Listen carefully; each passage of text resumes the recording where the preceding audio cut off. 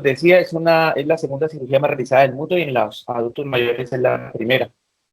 ¿Cuáles son las razones para que esta cirugía tenga complejidad mayor? Pues tenemos que saber que todas las cirugías de catarata van a ser diferentes de la una a la otra. En cuanto a la edad, las edades extremas van a implicar un reto. En las cataratas congénitas vamos a tener que el manejo anestésico de estos pacientes es especial. Pacientes muy prematuros pues pueden necesitar hasta un nivel 4 por su riesgo anestésico. Ya la parte quirúrgica, vamos a darnos cuenta que estos ojos son de un tamaño muy pequeño, el cual va a dificultar el manejo. Las incisiones van a ser menos autosellantes, casi siempre vamos a necesitar el manejo de suturas al final de la cirugía. El nivel de la capsulorhexis es un poco más compleja, ya que estas cápsulas tienden a extenderse durante su realización y que si son menores de 5 años vamos a necesitar hacer una capsulorhexis posterior en la cual se puede necesitar pues, un mayor grado de habilidad quirúrgica. En cuanto al lente que vamos a implantar en estos pacientes, siempre tenemos que escoger muy bien el tipo de lente y el poder de lente implantar según la edad. Ya en los pacientes adultos mayores, pues en estos vamos a tener en cuenta que generalmente vamos a tener patologías asociadas, tanto sistémicas como oculares, y lo cual nos va a dificultar este tipo de cirugías. El manejo anestésico, afortunadamente, pues el manejo anestésico en la mayoría de los pacientes lo podemos hacer con anestesia local. Ya en algunos casos pues, se necesitará general. También tener en cuenta que en estos pacientes la dureza de la catarata va a ser mucho mayor y generalmente van a ir asociados a endotelios muy alterados, los cuales va a dificultar muchas veces el resultado final en estas cirugías, aparte de que sea una cirugía técnicamente muy bien realizada. En cuanto a las patologías asociadas, pues vamos a tener las sistémicas. La hipertensión arterial, que es tan común en los pacientes, si viene bien manejada, puede que no indique ningún riesgo. Pero si estas hipertensiones no están controladas adecuadamente y en el transoperatorio podemos tener una crisis hipertensiva, pues podemos llegar a tener una hemorragia expulsiva que es tan tenida en este tipo de cirugía. Los pacientes diabéticos, como todos sabemos, son pacientes que indican mayores retos por sus pupilas no dilatan muy bien, porque en el postoperatorio puede llegar con un edema macular más fácilmente que otro tipo de paciente y siempre van a ir no mayor. El EPOC, ya que estos pacientes si durante cirugía presentan dificultad de respiración o llegan a tener una presión de avanzada, nos puede dificultar el momento quirúrgico. Los pacientes anticoagulados y antiagregados, ya que el manejo de estos va a ser muy importante. Muchos prefieren manejar con medicina y hacer el desmonte de permitir no tener un sangrado en el intraoperatorio, en el postoperatorio. En mi caso, yo prefiero no quitar la anticoagulación a estos pacientes, ya que está demostrado que el riesgo que tenemos en el postoperatorio de suspender la anticoagulación es mayor que el riesgo que podemos tener de un sangrado intraoperatorio.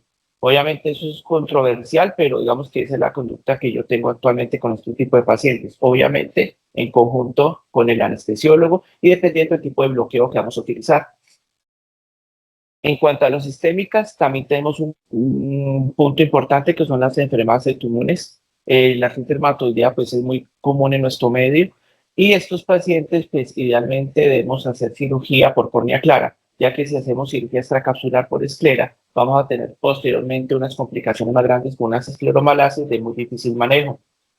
En los pacientes, obviamente con retardo mental, problemas de audición, pacientes con Down, pues estos pacientes vamos a tener que hacer manejos especiales, sobre todo a nivel anestésico, ya que con anestesia local de pronto puede ser muy complicado y presentarse complicaciones por utilizar anestesia local en estos pacientes.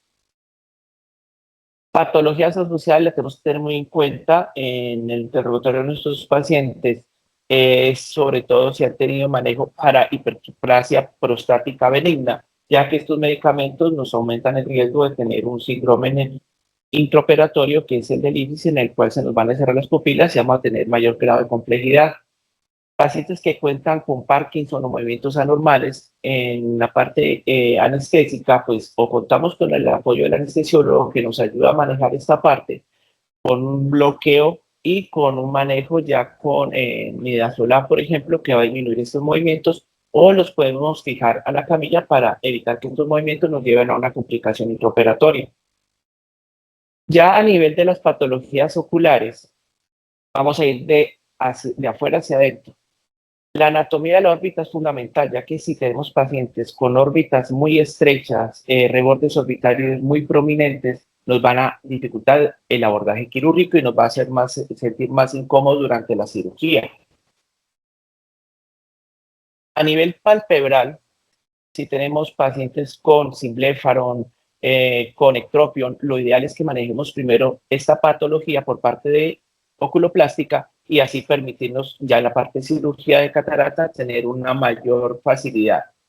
Si tenemos, por ejemplo, pacientes en los cuales a nivel de conjuntiva tienen una ampolla filtrante previa, pues tenemos que saberla manejar muy bien. Y es muy importante, si el anestesiólogo va a realizar bloqueo en nuestros pacientes, que no le coloque el balón, ya que el balón en estos pacientes podría causar que el ojo se nos vuelva muy hipotenso y muchas veces vamos a empezar cirugía y nos encontramos con un ojo completamente hipotónico y podemos pensar que hay una perforación. Entonces, en estos pacientes o deciden colocarle un bloqueo sin balón, un bloqueo subtenoniano o anestesia general en su defecto. Ya a nivel de los pacientes que tienen estrabismo o nistagmus, pues muchas veces es difícil abordar ya que la posición del ojo en cirugía es algo compleja. Y si estos pacientes, aparte de eso, pues tienen cataratas de gran dureza, pues va a ser mucho más complejo. Siguiendo con las patologías oculares, a nivel corneal, es muy importante tener en cuenta que las degeneraciones corneales, como el TERRI, queratotomías radiales previas, cirugía refractiva previa, que aquí no aparece en la diapositiva, pero son fundamentales ya que si no las tenemos en cuenta, podemos tener, por ejemplo, la refractiva.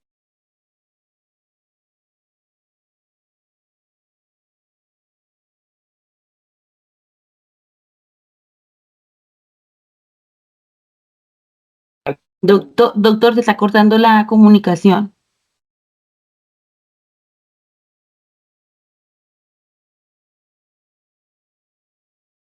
Hola, hola.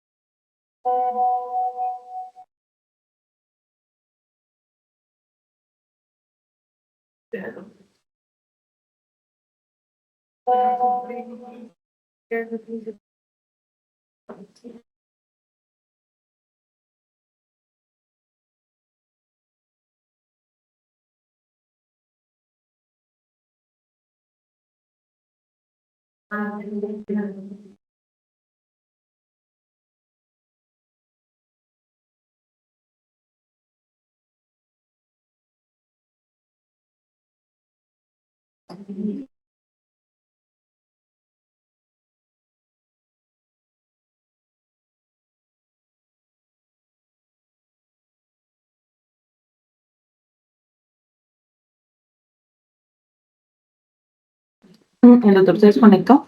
Sí, sí. Ah, no, Doc, ya lo escuchamos nuevamente. ya, ya, bueno, Sí, listo, señor. qué pena con ustedes, pues que veces el internet nos falla. Bueno, entonces voy a compartir nuevamente pantalla. Listo, quedamos en... Yo le envié la imagen en qué diapositiva quedamos. Diapositiva 10.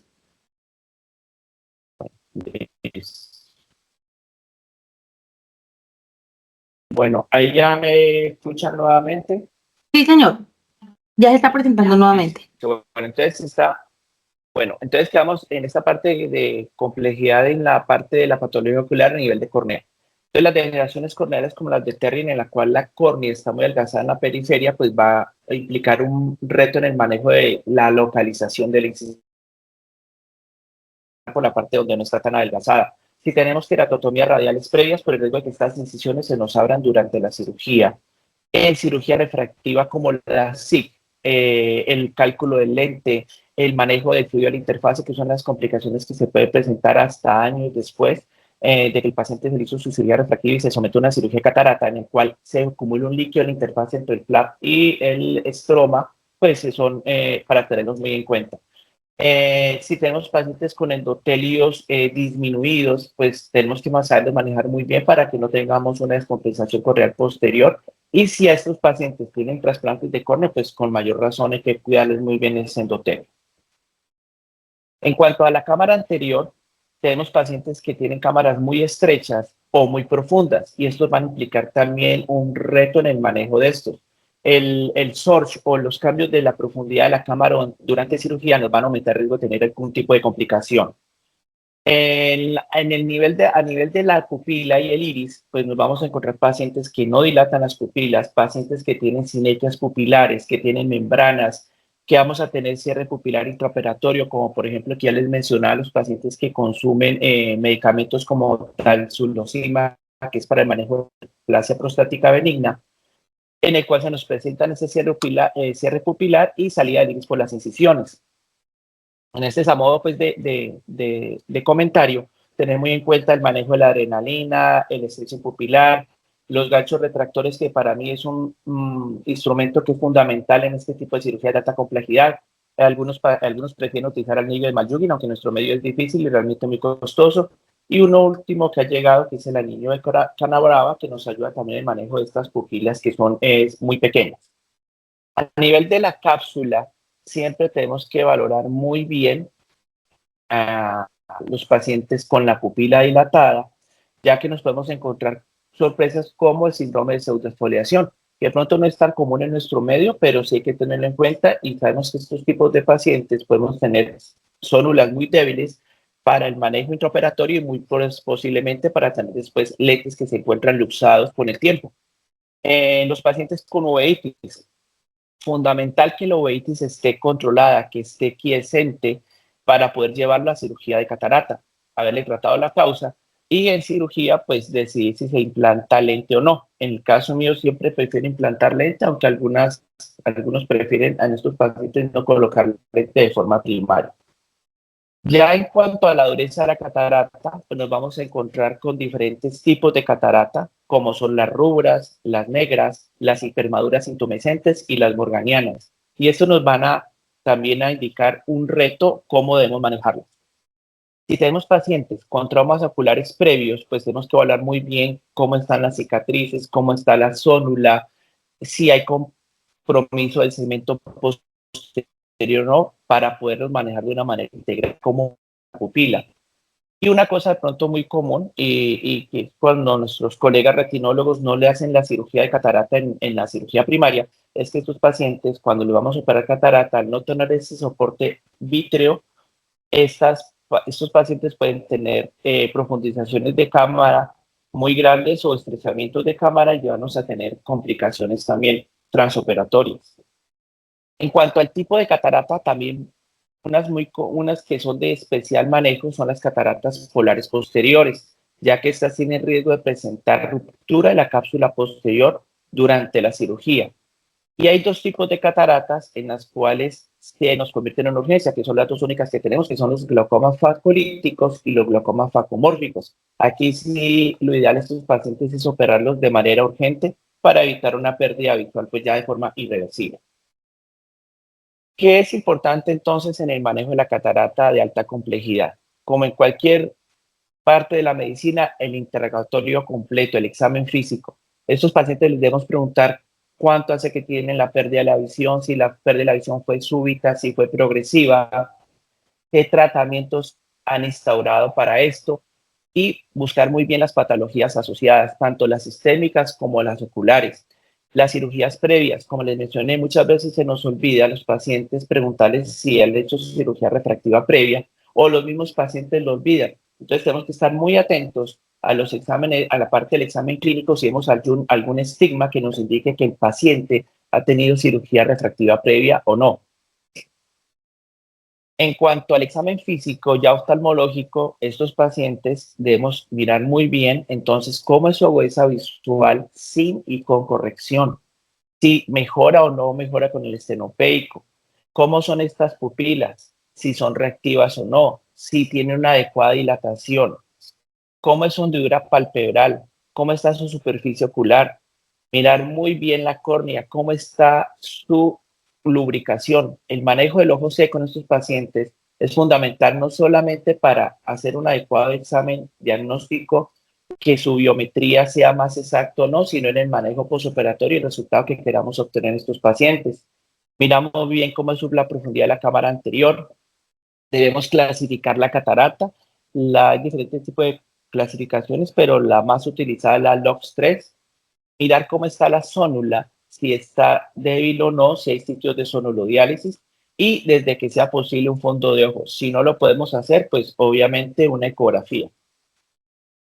Los exámenes que tomamos a sus pacientes, lo mínimo que uno debe llevar a un paciente de cirugía, tenemos que tener una biometría, que lo ideal es que sea bilateral para poder comparar los dos ojos, que eso nos puede indicar algunas patologías o es fundamental en el cálculo del lente, y un recuento endotelial. Son las dos cosas que en mi concepto son las mínimas para poder llevar a unos pacientes a cirugía de catarata. Ya, si estamos pensando en lentes especiales o estamos sospechando algún tipo de patología, pues ya vamos a pensar en topografías. En el caso mío, la que más utilizo es el Pentacam, las tomografías de mácula y nervio óptico, si estamos sospechando alguna patología a nivel de estas dos estructuras. La ecografía, como ya lo mencioné antes, si no es posible valorar el fondo de ojo. Pacientes que les solicita sensibilidad al contraste, por ejemplo, los pacientes de edad laboral que tienen cataratas subcapsulares posteriores y esta sensibilidad sale muy alterada, pues es una indicación para llevarlos a cirugía para que tengan visiones corregidas de 20/40. Las interferometrías, pues nos pueden hablar sobre qué pronóstico pueden tener estos pacientes si les hacemos una cirugía de catarata y es una ayuda también que podemos tomar en cuenta.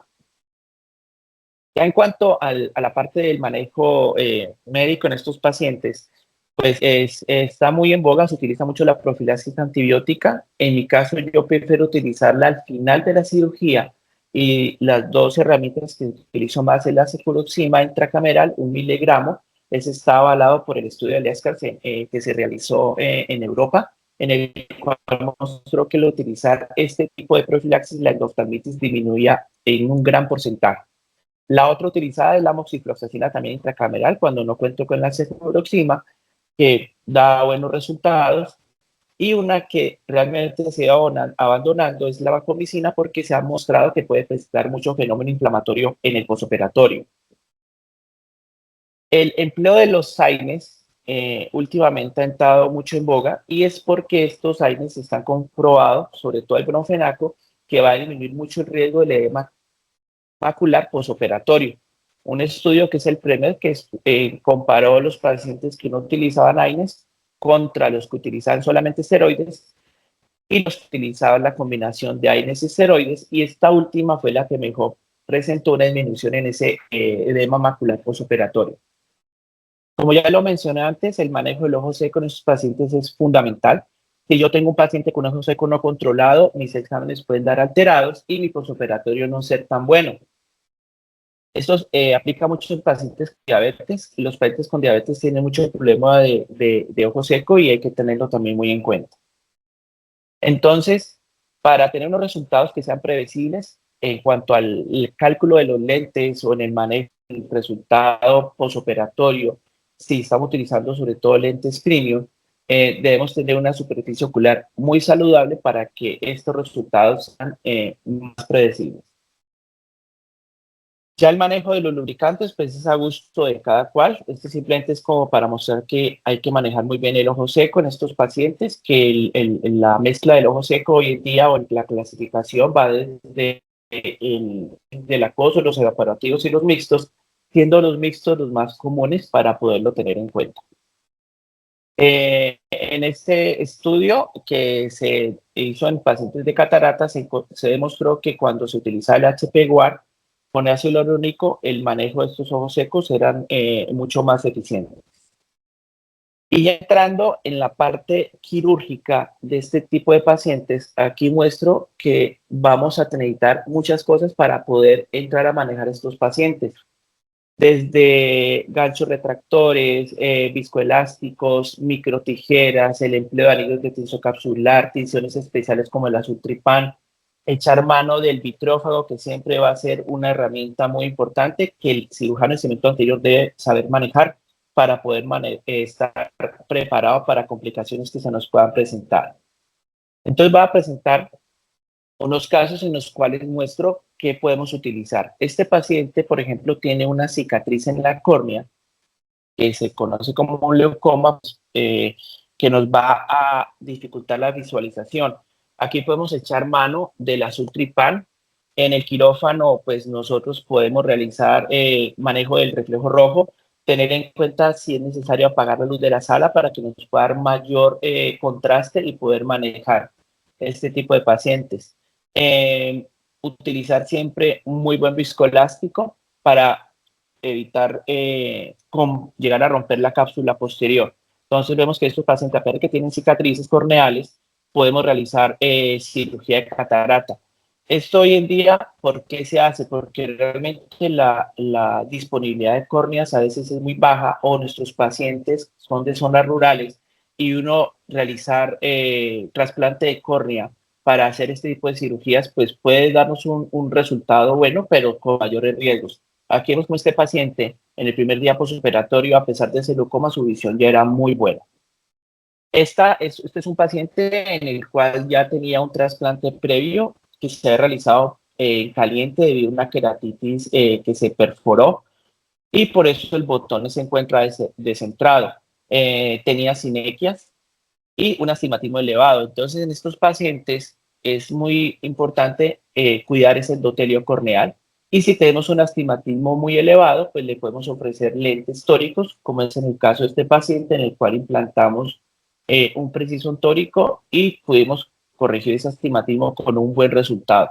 Es fundamental manejar muy bien la pupila para que si tiene sinequias, si tiene unas adherencias, liberarlas muy bien para que esta pupila quede lo más centrada posible y el resultado visual de este paciente fue también muy bueno.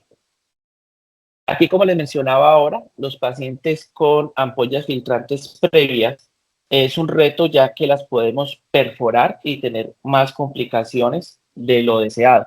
Entonces, en estos pacientes debemos hacer las incisiones en córnea clara. Se puede hacer un abordaje temporal o hacerlo, en este caso, superior y nasal, corneal pura para no ir a tocar la ampolla, respetarla muy bien. Y si respetamos la ampolla bien, muy probablemente no vamos a tener ningún tipo de complicación. Aquí vemos como al final de la cirugía la ampolla queda completamente intacta. Y un paciente que al otro día su visión está muy bien y su control de la presión intraocular está perfecta. En pacientes con cámaras estrechas, uno de los tips que podemos tener es que las incisiones que practicamos deben ser corneales y realmente algo largas para poder tener mejor manejo de la cámara. La importancia de estos pacientes con cámaras estrechas es que en el preoperatorio podemos manejarlos con humorín endovenoso, realizarles iridotomías previas y eso nos puede ganar un poco en la cámara y que tenemos una mayor facilidad de cirugía. Si en estos pacientes, por ejemplo, vemos que la cámara se nos estrecha mucho al final de la cirugía y falta un fragmento, entonces es recomendable hacer esta técnica que se conoce como el scaffolding o técnica de andamiaje, en la cual implantamos el lente intraocular a falsificar el último fragmento y nos da seguridad, ya que esta técnica permite que trabajemos más lejos del endotelio y podamos trabajar más tranquilamente sin ir a perforar o ir a romper esa cápsula posterior. En los pacientes con uveitis, como ya lo mencionaba, esta debe estar quiescente, o sea, debe estar completamente ya controlada. Lo ideal es que lleve más de unos 3 meses de su control de su uveitis. Tenemos que echar mano de recursos como los ganchos retractores que les mencioné ahora para poder dilatar estas pupilas, ya que muchas veces con solo el stretching pupilar, el estiramiento de la pupila no es suficiente. Entonces, estos ganchos nos pueden ayudar a obtener ya una pupila ya mucho más manejable. Como se dan cuenta en la paracentesis del gancho retractor de las 12, lo hago ya más escleral.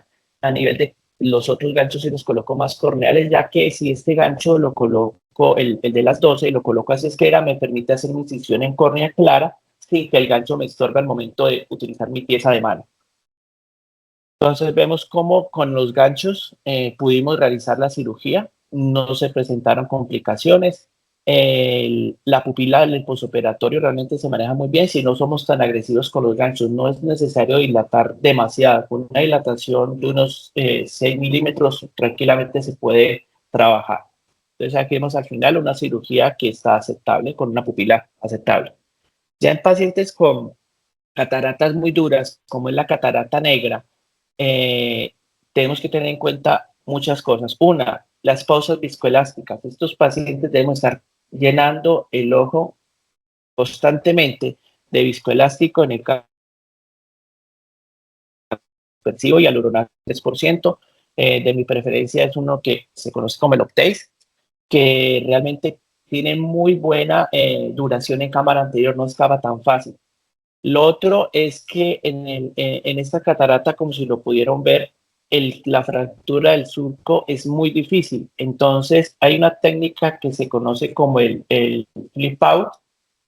Se me perdió, perdón que se me pasó la diapositiva. Está aquí. Entonces, voy a detener un momento aquí. Esta fractura aquí, como pueden ver, la fractura no se pudo, es una fractura en leño verde. Entonces, lo que hago es que volteo la catarata, la expongo por su parte posterior y nuevamente, como les expliqué, mucho viscoelástico, la giro y hago el surco por la parte posterior.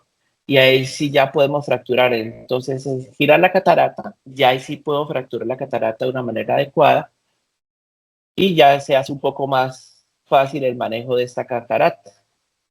Siempre cuidando muy bien. Aquí vuelvo y realizo la técnica del scaffolding. No he terminado de fragmentar todo el núcleo.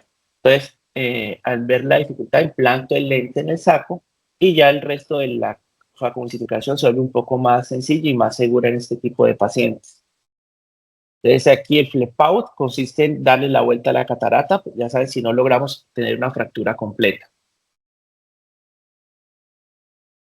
Aquí vamos a ver el día siguiente, a pesar de que se utilizó una gran cantidad de ultrasonido, yo creo que este paciente fue más de 180 CDE, que es una gran cantidad de ultrasonido, vemos como al otro día la catarata está muy transparente. Ahora las cataratas morganianas, es otra de las cataratas que son de mucho cuidado. Podemos encontrar, por ejemplo, la cápsula, en este caso hay fibrosis, y si la traccionamos mucho podemos hacer un daño, una sonulodiálisis. Ahí echamos mano de las microtijeras, las cuales nos pueden ayudar a pasar esa parte de la cápsula que está difícil de manejar. Y ya se puede hacer mucho más sencillo terminar estas rexes. Nuestras cataratas morganeas tienen sacos muy débiles, zónulas muy débiles, entonces hay que tener mucho cuidado con el manejo de la zónula y estar pendientes si esa zónula, ese saco está teniendo, como en este caso, si lo pueden apreciar, hacia la parte superior, vemos como la zona de la cápsula se está viniendo hacia la punta del faco y estando con la punta del faco muy separada. Entonces, si detectamos que esa zona está muy débil, es mejor parar, llenar el saco nuevamente de buen viscoelástico, bajar parámetros y echar mano nuevamente de la técnica del scaffolding, que es que a pesar de que yo tengo ya todavía 2 fragmentos grandes de catarata, pues el lente me va a ayudar. Puedo también echar mano de los anillos de capsular, pero digamos que en este caso preferí utilizar el lente intraocular de una vez. Allí vemos cómo infla el saco, cómo entró el lente. En este caso es un lente que yo no sé si lo tiene allá, es el Acrifol, es un lente económico, pero es un lente muy bueno y muy flexible. Entonces permite entrar muy fácil al saco y me permite ayudar en este tipo de maniobra. Entonces aquí vemos cómo ya con el lente implantado, ya la zónula se maneja mucho mejor y puedo terminar mi cirugía de catarata de una forma mucho más tranquila.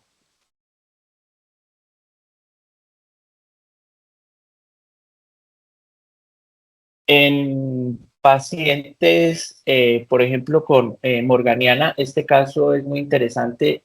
Vamos a ver si me corre. Bueno, es un paciente con una catarata morganiana en la cual usted sabe pues que el núcleo está nadando en ese saco capsular.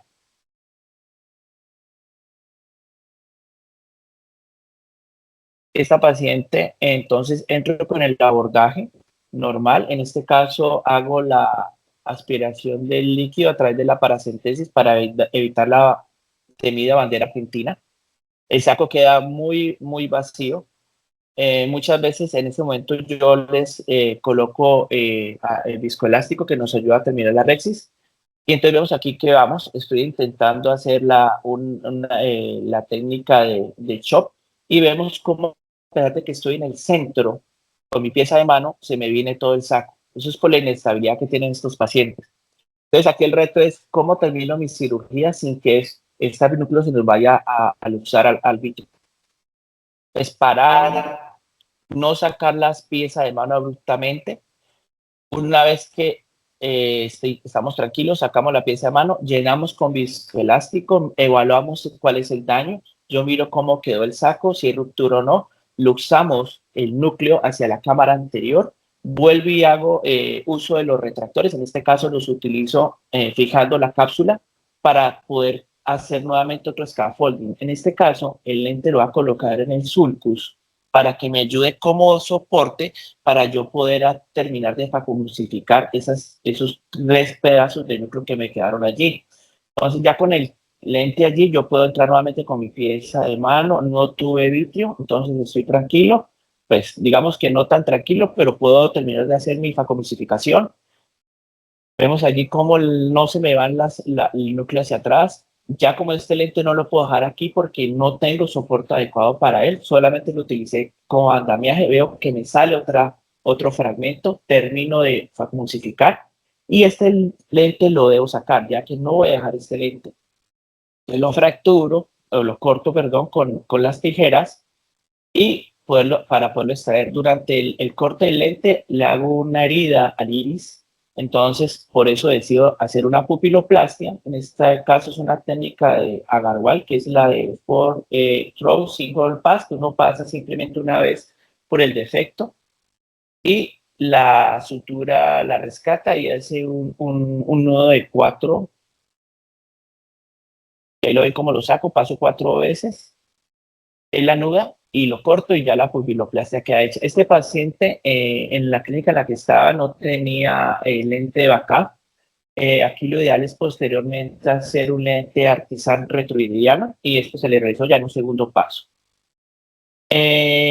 Hablando nuevamente del scaffolding, ya teniendo la experiencia que tuvimos con esa ruptura, vuelvo y hago parte del scaffolding. Este es un paciente con una catarata también hipermadura, tenía la zónula o algo de él, entonces aquí simplemente fractura el núcleo sin haber hecho más facomulsificación todavía, implanto de una vez el lente. Entonces estoy implantando el lente con todo el núcleo allá. Lo único que está es fracturado a la mitad y a través de esa fractura implanto el lente de una vez en el saco, que me va a proteger la zónula, me va a proteger el endotelio, ya que va a poder trabajar mucho más alejado de mi endotelio, perdón, y nos va a ayudar aquí. Este lente también fue un Acrifol, vieron que no es tan difícil de implantar. El consejo es obviamente implantar una fórmula de una forma no tan agresiva para no ir a hacer un daño sonular, porque si ahí sí se nos va para atrás, se nos va la catarata, el lente, y ahí sí se nos complica un poco más la cosa y tenemos que llamar a nuestro amigo el retinólogo. Vemos a este paciente al otro día cómo nos fue a pesar de la dureza de la catarata. Las cataratas rubras siempre van a ser un reto. Vuelvo, insisto, en estos pacientes el viscoelástico es fundamental. La rexis aquí de pronto es un poco más grande. Yo soy de rexis pequeña, normalmente hago rexis de 4 o 5, máximo 5 milímetros, por gusto, por técnica quirúrgica, pero en estos pacientes sí es mejor hacer un poco más grande.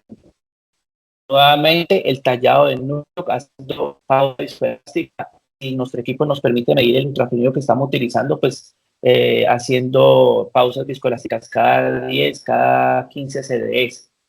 Lo importante, la fractura, aquí como bien utilicé dos instrumentos porque muchas veces no se puede utilizar sola o no se puede fracturar solamente con la pieza de mano, sino echarnos ayuda de un rotador y de un rotador y del chopper.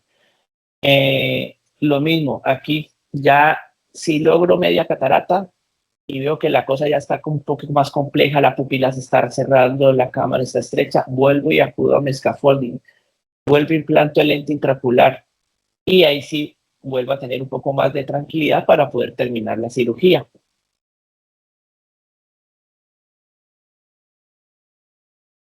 Y vemos al otro día, este paciente necesita una pequeña sutura pues, en la incisión principal porque siempre se utiliza ultrasonido, pero al otro día es una córnea relativamente con poco edema. En las cataratas polares posteriores, como es este caso, tenemos que tener varios puntos en cuenta. Uno, hacer una rexis no tan grande que me garantice si se me llega a romper la posterior, tener un buen soporte para colocar un lente de backup.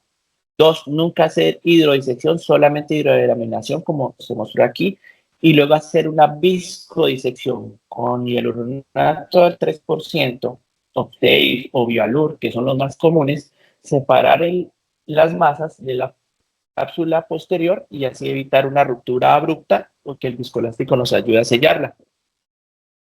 Y ir poco a poco, ir esas masas, ese epinúcleo, con parámetros bajos y lo aspirando. Y vemos como al final ya podemos estar tranquilos, no se rompió la posterior y podemos implantar un lente intraocular. Y en este caso fue un lente premium, o sea que en este paciente seguramente entré con lentes de backup por si se llegaba a presentar una complicación, pues tener como otro lente que podía utilizar. En este caso fue un trifocal, si no estoy mal, sí, es un trifocal y pues todo salió muy bien afortunadamente.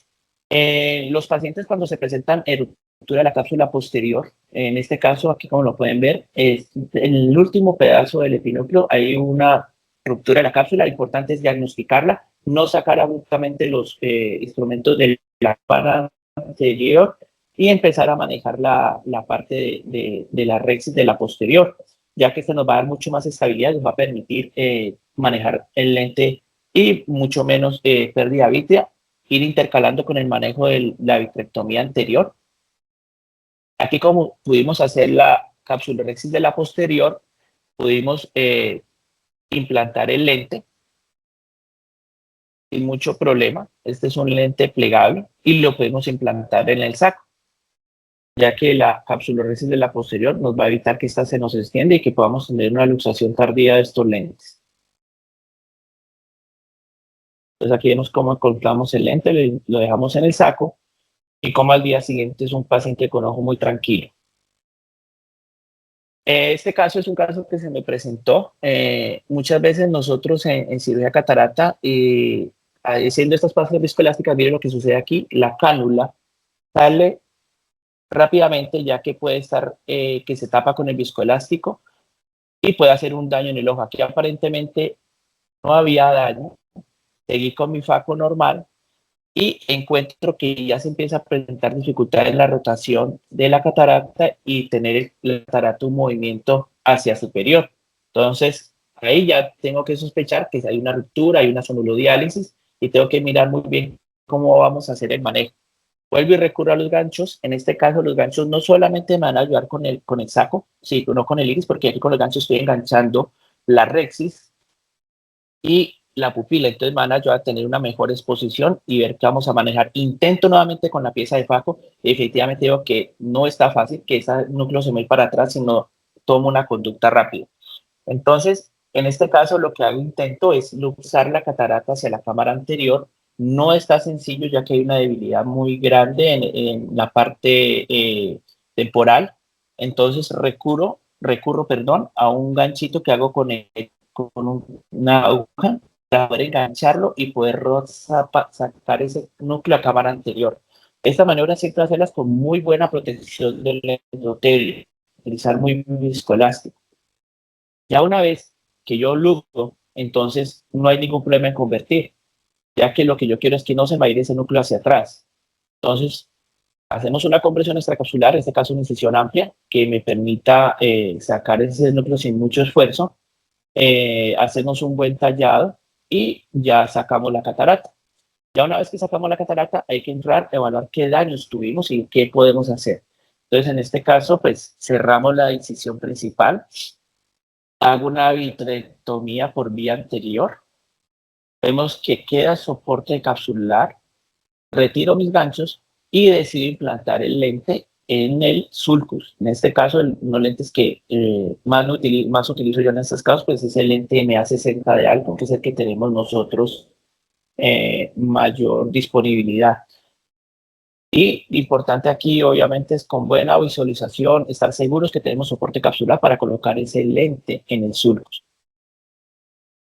Ya una vez tenemos que el lente, verificamos que esté completamente estable, revisemos que estemos libres de vitrio, entonces ya podemos estar más tranquilos. Vemos ya que como al final de la cirugía la pupila tiene un cierre adecuado. Y al otro día es un ojo muy claro, pupila muy redonda. Ahora, en este paciente es otra paciente con catarata polar posterior. A pesar de que hacemos los pasos, como deben ser, hacer hidrodelaminación en vez de una hidrodisección, vamos a ver cómo aquí se nos presenta, si el video corre. Entonces hacemos los pasos. Aquí me gusta mucho teñir la cápsula anterior con el azul tripán. Hacemos los pasos de hidroeliminación, vamos muy bien, podemos aspiramos todo el epinúcleo. Salgo y van a ver en este momento cómo solita la cápsula posterior se va a romper en el centro. Si apreciaron allí, ahí se logra ver cómo se rompe. Entonces aquí nuevamente llenar el ojo de viscoelástico, hacer una vitrectomía anterior. Si en este caso se nos entró aire al ojo, pues nos dificultó un poco más. Entonces lo manejamos con la pieza de vitrio en aspiración y vitrectomía para dejar el saco lo más limpio que podamos. Y ya aquí nuevamente, si puede hacer la capsuloresis de la posterior e implantamos un lente. En este caso no tenía, en la clínica donde estaba no tenía el MA60, entonces lo que hice es colocar un lente plegable en el sulcus, pero lo abotonamos a la rexis para que ese lente quede ya mucho más estable y nos evite un síndrome de uveitis y glaucoma postoperatorio del roce del lente con las ápticas. Y este paciente pues también tuvo un muy buen resultado al final. Ahora, otras cirugías como la sonolodiálisis, en este caso era un paciente con una sonolodiálisis muy marcada, en el cual hay que entrar con el plan que vamos a realizar. En este caso ya sabía que iba a colocar un lente Artisan retroiridiano, entonces ya entramos con él de una vez y que íbamos a trabajar en conjunto con el retinólogo. Entonces aquí me gusta que trabajemos compartimentalizados, o sea, tratar de hacer la cirugía de la catarata lo más limpia posible y hacemos uso de los ganchos retractores de iris para fijar la cápsula. Ya una vez que fijamos la cápsula, podemos hacer nuestra faco un poco más tranquilos, teniendo en cuenta los parámetros. Vemos que si manejamos muy agresivamente, el saco se nos puede ir, entonces hay que estar llenando el saco constantemente viscoelástico, ir haciendo la facomulsificación, cuidando de que no se nos vaya a romper, y si se nos rompe, pues tenemos nuestro amigo retinólogo al lado, pero de ser posible, terminar la faco sin complicaciones como en este caso. Aspiramos, retiro yo mis ganchos y ya nuestro compañero el retinólogo ya se va a encargar de la parte de la vitrectomía posterior para dejar este ojito listo para colocarle el lente retroiridiano. Porque este saco pues obviamente no nos va a funcionar. Ya sabemos que este saco va a tener un problema, se nos va a luxar el lente. Entonces, en este caso colocamos un Artisan retroiridiano. Me gusta más la ubicación retroiridiana porque sí está demostrado que estos lentes, cuando se implantan en cámara anterior, vamos a tener problemas endotheliales posteriormente. Entonces, aquí lo fijamos en el iris, pero en la cámara posterior. Vemos cómo lo fijamos. Y nuevamente, ya el saco posterior lo puede hacer la vitrectomía y vemos cómo estos pacientes al día siguiente con unas córneas claras y se aprecia cómo está el lente fijo al iris. Entonces, espero pues que estos casitos han sido algo ilustrativos No sé si tengan alguna duda, darles las gracias por su atención y por haber madrugado el día de hoy.